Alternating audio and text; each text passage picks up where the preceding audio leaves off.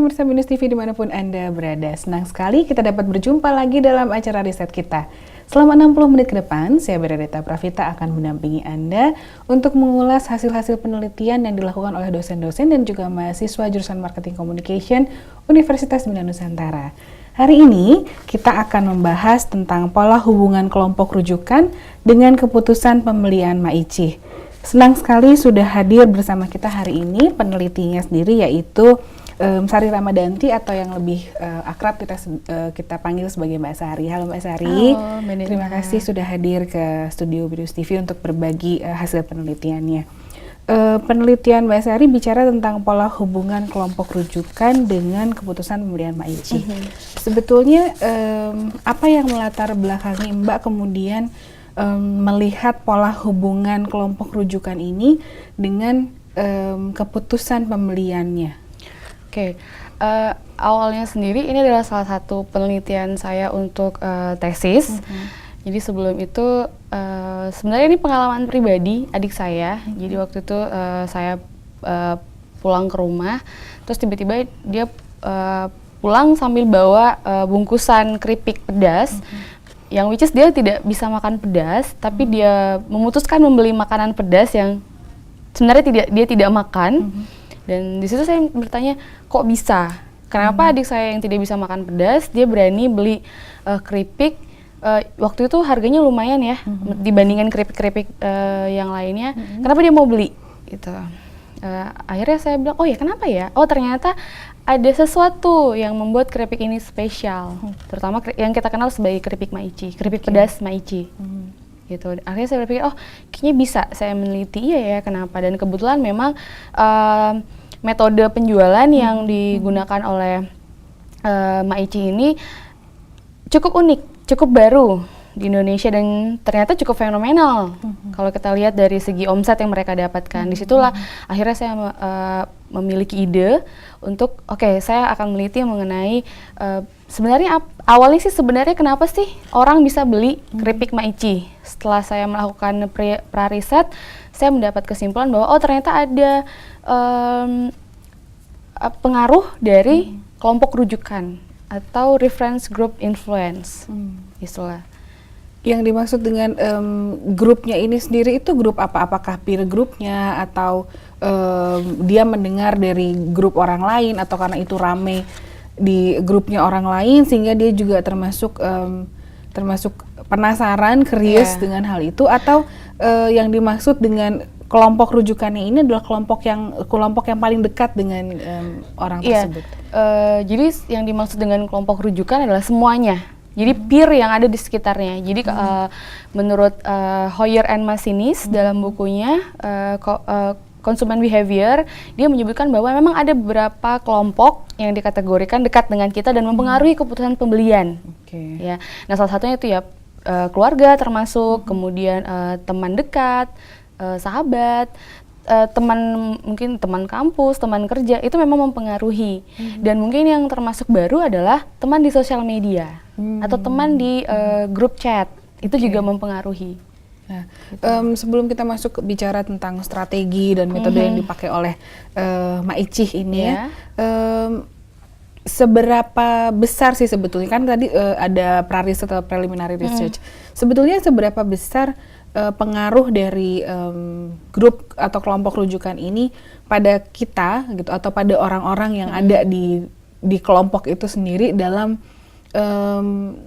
pengambilan keputusan, bukan hanya membeli sesuatu atau kemudian mungkin juga jadi berbeda selera. Kalau tadi yang berdasarkan apa yang dialami oleh adiknya Mbak Sari sendiri adalah bukan orang yang bisa makan pedas, bukan orang yang suka pedas, tapi kemudian dia membeli keripik pedas itu sendiri. Sebetulnya kalau dilihat sebesar apa sih pengaruh? Mungkin karena teman-temannya makan terus kemudian juga ikutan makan atau gimana? Jadi kalau untuk yang adik saya tanya kok beli sih? Iya, teman-teman pada beli, nggak enak aja nggak beli, itu satu. Kemudian juga jadi waktu saya kuliah, waktu lagi ngambil master, itu teman-teman kosan juga ternyata pada beli gitu. Saya tanya kenapa beli? Iya, ternyata yang jualan temennya saya, itu satu. Kemudian juga ada yang beli, ada juga yang beli karena ya saya suka pedas. Jadi jadi sebenarnya kalau melihat sejarahnya MAICih, sebenarnya keripik pedas itu sudah dari zaman dulu udah ada gitu ya kan. Tapi kok sekarang jadi fenomena karena memang ada sesuatu di balik itu gitu. Jadi sebenarnya memang karena dia suka pedas, karena memang kelompok itu suka pedas, atau memang mereka beli karena memang temennya juga makan, atau mereka temennya juga beli, atau memang karena fenomenanya itu, karena dia menggunakan Twitter dan BBM broadcast. Jadi itu kan membuat sesuatu yang menarik bagi para konsumen, menurut saya waktu itu ketika meliti. Oke, pemirsa jangan kemana-mana karena kami akan segera kembali, tetaplah bersama kami.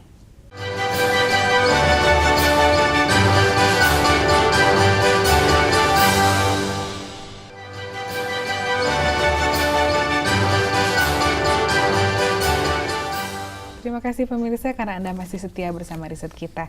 Mbak Sari, kita lanjutkan ya.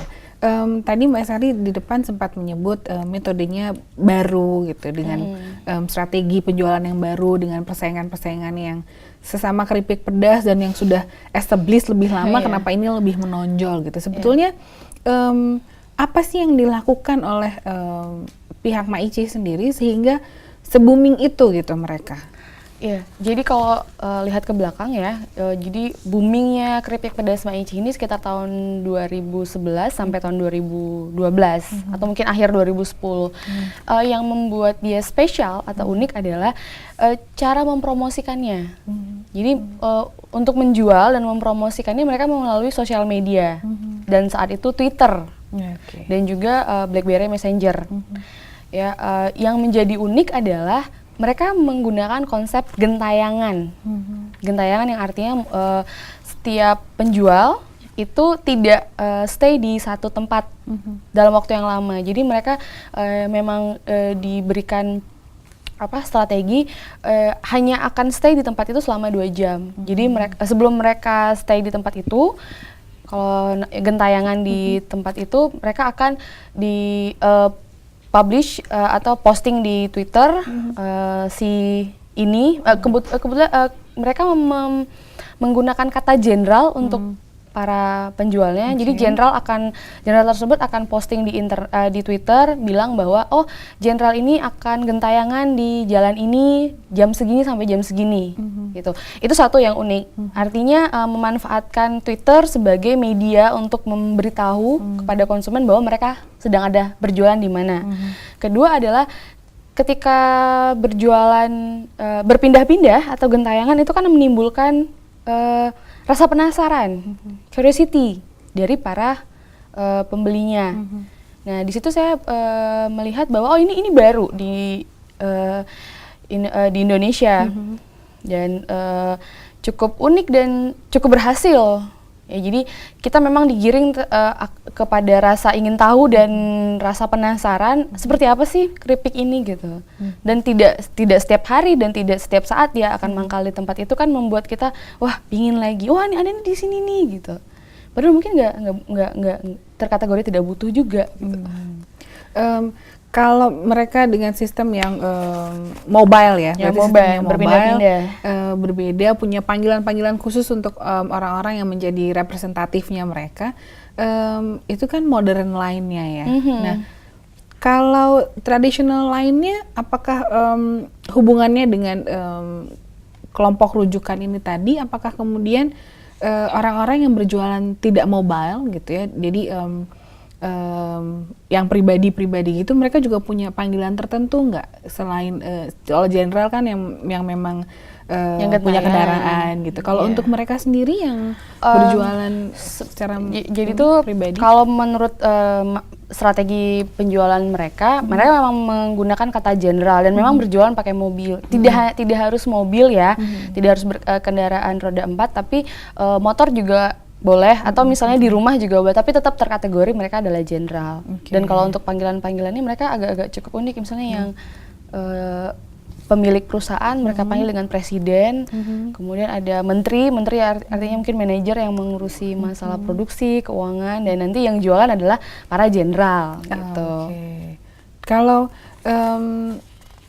dari pengamatan Mbak Sari sendiri, ketika itu kan yang Mbak amati adalah kejadian dari keluarga ya. Yeah. Nah, tapi setelah kemudian Mbak bertanya lebih lanjut, ternyata jawabannya variatif. Yeah, Jadi kalau adiknya Mbak karena yang jualan temen sehingga merasa tidak enak untuk menolak gitu. Ada lagi yang karena memang suka pedas, jadi itu kebutuhan untuk membeli. Ada lagi yang ya gimana ya, tapi semuanya beli, masa saya nggak beli gitu ya. Jadi tidak merasa ikut tren. Tapi penelitian Mbak ini kan kuanti ya. Kenapa kemudian Mbak melihat ini sebagai sesuatu yang lebih menarik jika diulas dengan dengan metode analisis, dengan metodenya kuantitatif? Yeah. Bener ya, awalnya saya juga berpikir udah saya ini aja deh gitu, wawancara, deep interview gitu atau FGD gitu ya kan. Tapi setelah saya mendalami teori mengenai keputusan pembelian, kemudian mengenai teori kelompok rujukan, ternyata ada motivasi. Ya, jadi di tesis saya ini saya juga menyelipkan ada beberapa variabel lain yang mempengaruhi keputusan pembelian. Salah satunya itu kelompok rujukan, kemudian sumber pesan, sama motivasi. Motivasi artinya dari internal pribadi. Saya pikir kalau untuk variabel yang saya temukan ini akan lebih pas dan match kalau saya pakai metode kuantitatif. Artinya saya juga bisa lebih banyak melihat jawaban dari responden saya. Tapi sebenarnya penelitian ini saya hampir menggunakan mixed method. Jadi sambil saya nyebarin kuesioner, saya juga nanya-nanya. Dan itu juga saya lampirkan di interpretasi data mengenai bahwa mereka ketika membeli itu alasannya seperti apa, ada dijelasin gitu, kenapa-kenapanya. Oke. Kalau begitu, selain itu ada elaborasi juga ya dari karena ini bicara pola hubungan kelompok rujukan dengan keputusan pembelian, itu berarti juga termasuk elaborasi dari tadi yang Mbak sebutkan bukan indikator tapi variabel-variabelnya yang bicara tentang sumber pesannya, motivasinya, dengan mobilenya sendiri. Kalau dengan yang itu seperti apa, Mbak? Jadi dari semua variabel memang tidak semua ya yang bersinggungan. Artinya hipotesa awal saya sebelum riset ya, ketika pra riset memang terbukti. Jadi memang ada sebagian orang yang mereka punya motivasi pribadi untuk akhirnya memutuskan membeli keripik Maichi. Mungkin karena mereka suka, karena mungkin rasanya pas dibandingkan keripik-keripik pedas yang lainnya. Dan ada juga beberapa yang memang dipengaruhi oleh orang lain. Malah di lapangan sendiri saya sempat temuin itu ada bapak-bapak, dia beli sekali 5, itu level 10 yang paling pedas. Saya tanya, kok banyak banget, emang bapak suka pedas gitu? Bapaknya jawab, enggak, saya nggak suka pedas, saya mau beliin anak saya, dia lagi ujian, biar dia semangat ujiannya. Jawabannya cukup, oh ya gitu, artinya ada motivasi lain ternyata untuk anaknya gitu. Anaknya bisa termotivasi karena keripik pedas, ya mungkin karena lingkungannya. Itu hal-hal teman-teman yang unik yang saya dapatkan ketika saya turun lapangan. Gitu. Ketika sedang booming-boomingnya gitu, kan ada juga kemudian keripik-keripik yang menyerupai atau bahkan meniru keripik Maichi ini sendiri. Bagaimana kemudian Maichi bisa bertahan gitu dengan strateginya dia, dengan pendekatannya dia, dengan orang-orang yang akhirnya yang tidak begitu suka pedas, mau tidak mau harus mengorbankan perutnya sendiri gitu ya, untuk bisa ikut menikmati itu karena itu dianggap sebagai tren. Jadi kalau belum pernah mencoba atau belum pernah makan, it's like outsider gitu. Jadi ya itu juga mereka memutuskan beli Maichi juga itu ada kelompok rujukan teman sekolahnya, tetangganya, atau mungkin saya pernah juga ada yang beli waktu saya ikut mangkal, ikut gentayangan di Bintaro sektor 9, itu yang beli pakai Mercy dan dia beli tuh sekali 10 setiap item. Dan setiap item dia beli 10, setiap varian dia beli 10 gitu. Saya tanya iseng kan nanya gitu kan. Dan dia nggak turun dari mobil, saya iseng aja nanya, "Om boleh ngisi nggak?" gitu. "Buat apa nih?" "Buat riset." gitu. Ketika dia ngisi saya nanya-nanya, "Kok banyak banget, mau dijual lagi ya?" gitu kan. "Oh enggak, saya rasanya kalau nggak ada Maichi di rumah kayak nggak enak." Jadi ntar saya taruhin di toples katanya. Paling seminggu habis katanya gitu. Seminggu 2 minggu habis gitu.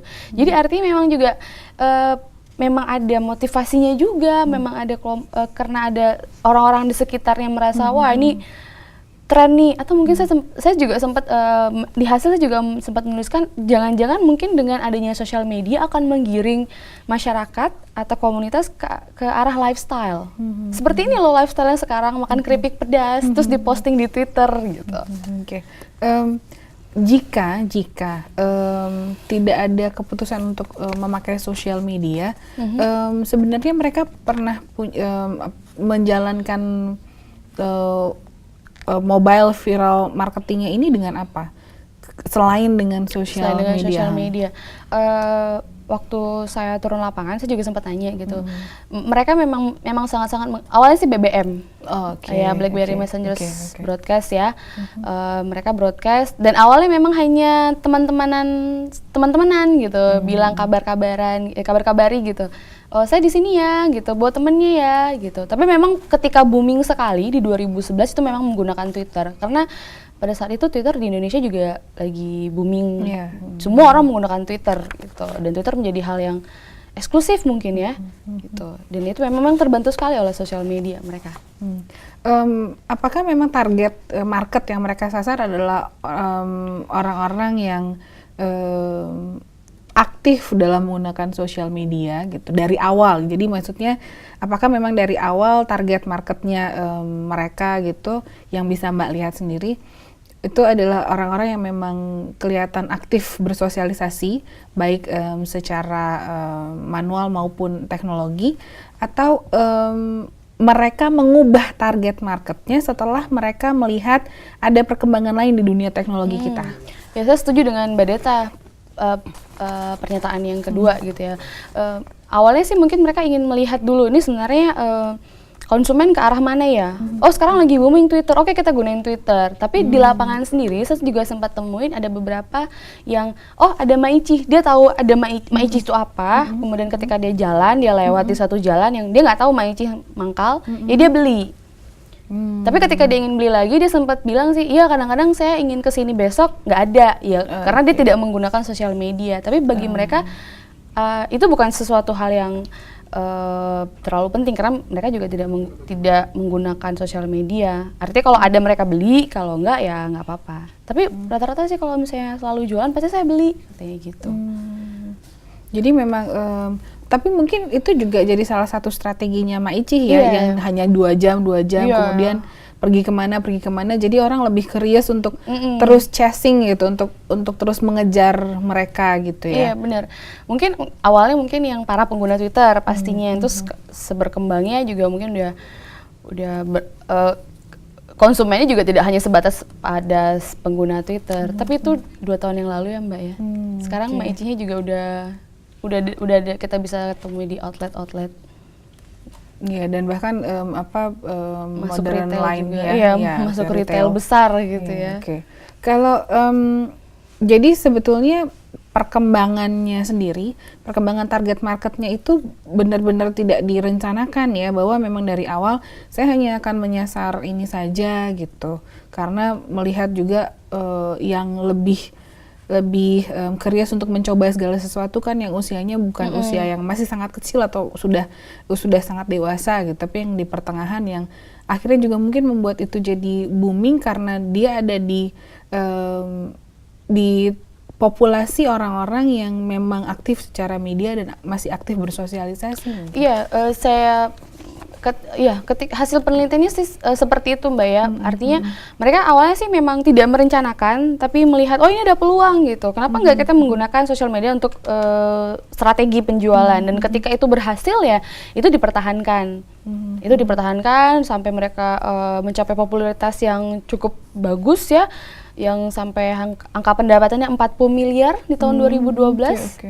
Itu angka yang cukup mencengangkan hanya untuk menjual keripik ya, keripik pedas yang bikin sakit perut untuk beberapa orang gitu ya. Jadi seefektif itu ya strategi yang mereka gunakan. Iya, saya bisa bilang kalau untuk strategi marketing IMC ya, Integrated Marketing Communication, Maichi berhasil memanfaatkan sosial media dalam menjual produk mereka berhasil. Ya, oke. Kemudian orang-orang yang dulunya kegilaan Maichi gitu, setelah Maichi mudah sekali ditemukan dan setelah sekarang pamornya sedikit berkurang ya karena kemudian dia ada di mana-mana dan mengubah packaging menjadi lebih modern, mungkin kemudian orang justru mencari Maichi karena dia terkesan sangat tradisional gitu. Nah, apakah kemudian orang-orang juga jadi tidak seantusias dulu dalam mencari Maichi, meskipun orang-orang yang suka pedas itu yang dulu harus sampai menyediakan 10 pack dari semua varian yang ada. Apakah sekarang yang Mbak lihat dari perkembangannya penelitian ini masih segitu hebatnya pamornya, tetap dicari atau enggak? Tapi jangan dijawab dulu pemirsa, tetaplah bersama kami karena kami akan segera kembali.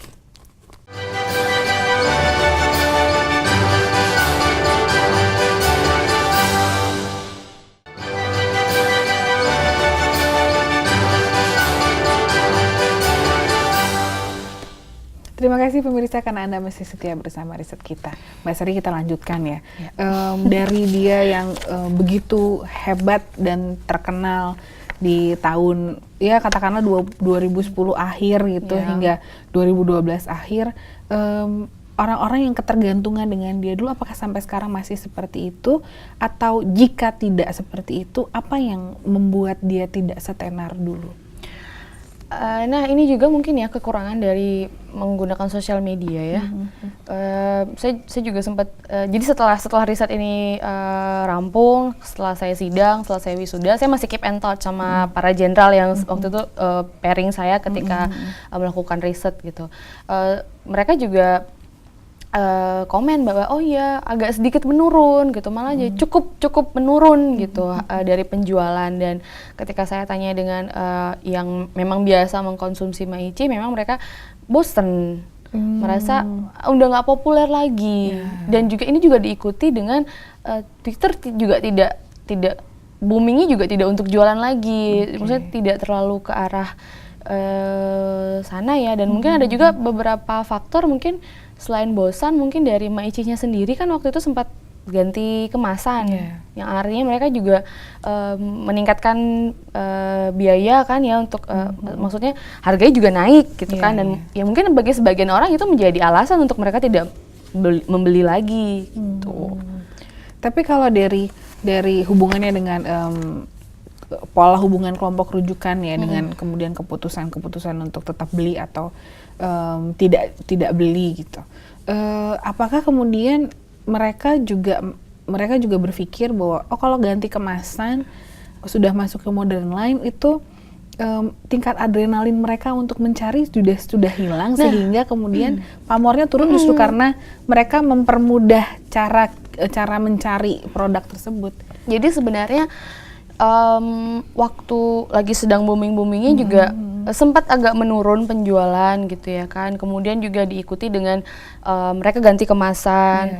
Dan ternyata juga ada yang kecolongan, misalnya dia beli banyak ternyata dia jual lagi di mana gitu kan. Yang awalnya sih dari pihak Maichi sendiri tuh sangat-sangat mengharamkan nih dalam tanda kutip tidak untuk dijual lagi gitu. Tapi saya juga agak sedikit kaget ya, kok tiba-tiba di tahun 2013 mereka udah ada di beberapa toko serba atau retail besar di Jakarta, malah di seluruh Indonesia. Agak sedikit mengejutkan juga ya untuk strategi. Mungkin mereka lihat pasar, oh dari seharusnya sih ketika sudah tidak penasaran lagi kita udah ya gitu, tapi mereka berani untuk jual di retail. Mungkin ada satu yang menarik bagi mereka. Tapi kalau saya sebagai konsumennya juga ya, saya juga suka Maichi, saya ngerasa wah udah nggak asik lagi dan harganya mahal. Mungkin ada beberapa faktor itu ya. Jadi begitu mereka mulai mengubah packagingnya yang mereka sangka itu akan membuat konsumennya merasa lebih baik, atau mengubah harga membuat konsumennya jadi merasa lebih membeli ini menjadi lebih elegan atau eksklusif. Apakah mungkin mereka tidak melihat bahwa ada ada suatu hal yang khas dari mereka yang kemudian hilang sama sekali sebagai konsumen gitu, atau dari orang-orang yang juga masih berhubungan dengan Mbak Sari sampai sekarang dengan hubungan dengan penelitiannya, apakah mereka pernah menyatakan bahwa atau dulu di kuesioner Mbak Sari pernah ditanyakan jika mereka mengganti kemasan, apakah konsumen-konsumen ini akan tetap membelinya atau tidak? Apakah dulu pernah dicetuskan pertanyaan seperti itu atau tidak? Jadi ketika saya turun lapangan itu sekitar bulan Maret, ya, akhir Februari sampai Maret itu saya 1,5 bulan turun lapangan. 2012. Dan mereka mengganti kemasan itu September. Jadi memang sebenarnya saya sendiri juga tidak sangka mereka akan merubah kemasan. Dan memang sebenarnya sih kalau saya tanya dari pihak internal Maiji, mereka mengganti kemasan supaya lebih eksklusif dan lebih bisa bersaing dengan produk-produk yang besar lainnya, dengan merek yang sejenis gitu ya kan. Dan mereka juga bisa jual, dan setahu saya mereka waktu masih menggunakan sistem gentayangan, mereka sampai ke luar negeri, sampai ke Korea, Singapura, Malaysia, Australia gitu. Dan itu juga sempat jadi booming juga di sana, apalagi untuk para warga negara Indonesia yang tinggal di luar negeri. Gitu. Tapi semenjak mereka jualan di retail, saya nggak yakin akan sama banyaknya sama seperti ketika mereka jualan gentayangan. Kalau dari penelitiannya Mbak Sari, variabel yang nilainya paling besar yang ikut mempengaruhi dari pola hubungan yang mempengaruhi keputusan pembelian itu variabel apa? Motivasi. Dan tapi ketika variabel kelompok rujukan langsung berhadapan kepada variabel keputusan pembelian itu ternyata kecil, hanya 0,3 ya. Tapi ketika dari kelompok rujukan ke motivasi, kemudian dari motivasi ke keputusan pembelian, artinya motivasinya sebagai variabel intervening, itu tinggi, nilainya sampai 0, ya variabel antara, itu nilainya sampai 0,9. Jadi memang ternyata kelompok rujukan akan memberikan hubungan yang cukup tinggi ketika dia mendapatkan variabel intervening itu dari motivasi. Itu tuh dari hasil penelitian saya. Jadi mungkin kalau digambarkan ketika teman kita satu geng misalnya ya, atau peer group kita kemudian membeli mengatakan sesuatu pada kita bahwa produk ini gitu, bagus, produk ini enak, tapi mereka sendiri tidak memperlihatkan bahwa mereka juga menyukai, membeli itu atau mereka juga mengkonsumsi dan membawa itu pada kita. Kita juga jadi tidak punya motivasi untuk membeli juga gitu ya. Iya, benar. Jadi memang dalam sesi ketika menyebarkan kuesioner kan saya juga bertanya ya secara non formal sama para responden saya, dan memang iya benar gitu. Saya suka ini karena teman saya suka ini juga gitu. Dan ternyata saya suka gitu. Jadi variabel eksternalnya dibantu juga dengan variabel internal gitu. Jadi ternyata memang yang walaupun dia tidak suka pedas, tapi karena dia menjadi tren, ya dia bisa ada banyak varian lain yang tapi tetap dia belinya Maiji gitu. Gitu. Tidak yang lain. Tidak yang lain gitu. Kalau peer groupnya kemudian merubah keputusan gitu dengan dalam arti produk yang serupa tapi bukan dengan merek yang sama atau bukan dengan brand yang sama, apakah kemudian itu juga akan mengubah keputusan orang-orang lain atau anggota yang ada di dalam peer group itu untuk membeli yang lain juga? Kalau berdasarkan dari hasil penelitian saya bisa mengambil kesimpulan mungkin iya, Mbak. Iya. Jadi artinya ketika peer group Anda sudah tidak mengkonsumsi itu lagi dan Anda merasa Anda adalah bagian dari peer group Anda, ya otomatis itu seperti apa ya? Itu akan otomatis Anda tidak menggunakan produk itu lagi gitu. Karena produk tersebut bisa Anda gunakan ya karena peer group Anda menggunakan. Jadi motivasinya itu memang kemudian bukan kok jadi lifestyle kita atau jadi jadi keinginan kita juga, tapi kemudian itu memang sangat dipengaruhi oleh motivasi apakah teman-teman kita di sekitar kita masih menggunakan itu atau tidak, gitu ya Mbak. Iya, benar. Oke. Pemirsa, tetaplah bersama kami karena kami akan segera kembali.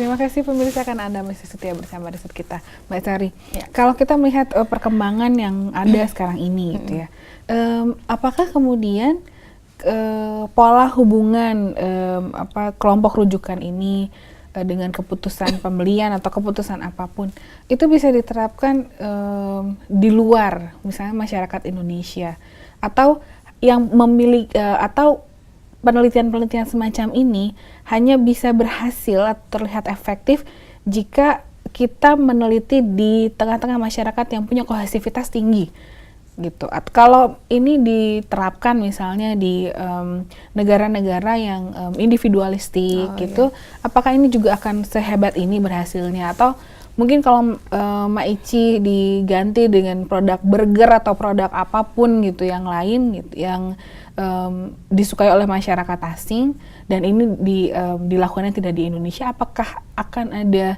hasil yang sama dengan hasil penelitian Mbak Sari? Ini yang menarik ya Mbak. Jadi saya barusan beberapa hari yang lalu nonton film Chef, ya itu filmnya bercerita mengenai seorang chef yang dia ada dengan lika-likunya menjadi seorang kepala chef, kemudian akhirnya dia dipecat dan akhirnya dia liburan ke Miami dengan anaknya, kemudian dia dapat truk makanan ya, terus kemudian dia akhirnya jual semacam burger ya, roti isi ya, kalau bagi mereka roti isi kayak burger lah, sandwich Mexico. Sandwich Meksiko. Dan menggunakan Twitter sebagai media promosinya, dan itu berhasil. Jadi kalau misalnya pertanyaan Mbak Deta, apakah ini bisa berlaku di masyarakat yang mungkin kohesifnya rendah atau mungkin individual, saya rasa bisa. Karena ini tren itu tidak hanya terikat kepada masyarakat yang bagaimana society-nya, tapi lebih kepada setren apa sih produk ini, se-booming apa. Karena kita kalau lihat dari teori global village ya, itu memang teknologi akan menggiring masyarakat kepada komunitas-komunitasnya yang terkait terhadap media, terutama sekarang apalagi media sosial. Jadi kalau menurut saya sih bisa-bisa saja.